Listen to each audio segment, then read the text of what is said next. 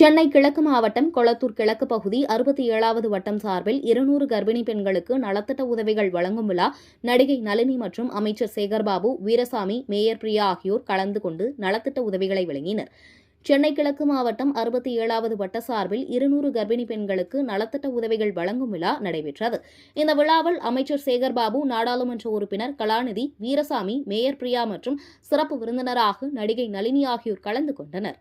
அப்பொழுது விழாவில் பேசிய சிறப்பு விருந்தினர் நடிகர்கள் நளினி கூறுகையில், முதல்ல ஸ்டாலின் அவர்களை பற்றி பேசுவதில் தாயுமானவராகவும் நமது அண்ணாவாகவும் விளங்குகின்ற முதல்வர் அவருடைய பெயரை நான் கூற மாட்டேன். ஏனென்றால் இவர்கள் சொல்வதை மட்டுமல்ல, சொல்லாததையும் செய்து கொண்டிருக்கிறார்கள் என்று கூறினார்.